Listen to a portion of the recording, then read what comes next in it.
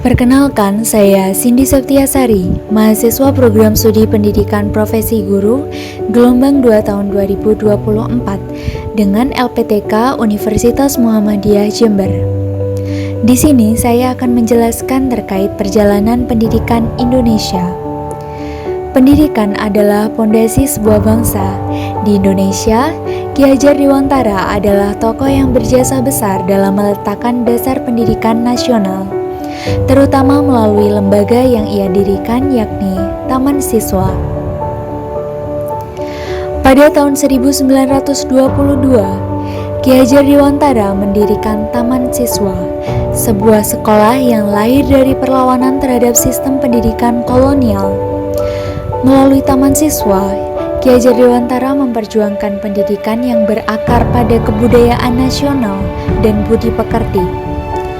Taman Siswa bukan hanya sekolah biasa. Di sini, anak-anak dididik secara holistik, meliputi jasmani, intelektual, dan moral. Pendidikan harus sejalan dengan kodrat alam dan budaya bangsa, agar anak-anak bisa berkembang menjadi pribadi yang mandiri dan bermartabat.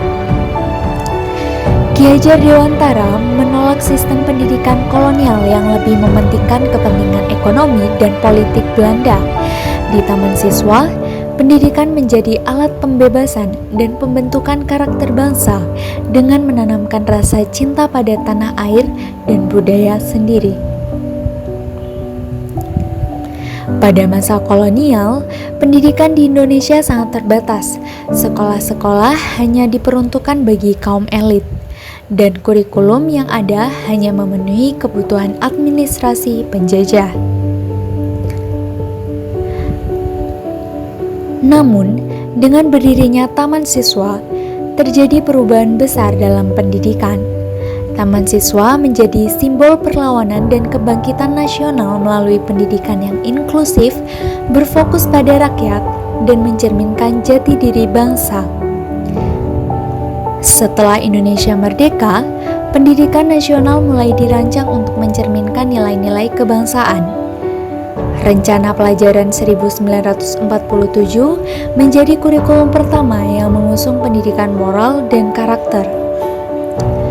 Dalam perkembangannya, kurikulum pendidikan terus berubah seiring dengan tuntutan zaman, dari kurikulum 1975 hingga 2013. Pendidikan di Indonesia mengintegrasikan pembelajaran yang lebih interaktif dan berbasis kompetensi.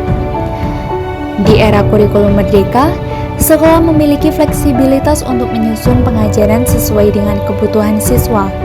Pendidikan karakter, kreativitas, dan berpikir kritis menjadi fokus utama. Sejak zaman kolonial hingga era modern, perjuangan untuk pendidikan nasional terus berlanjut. Dari Taman Siswa hingga kurikulum merdeka, semangat Ki Hajar Dewantara tetap hidup. Pendidikan yang mengakar pada kebudayaan, berfokus pada karakter, dan mempersiapkan generasi untuk masa depan. Bersama, kita lanjutkan semangat Taman Siswa dan wujudkan pendidikan yang berbudaya untuk Indonesia yang lebih baik.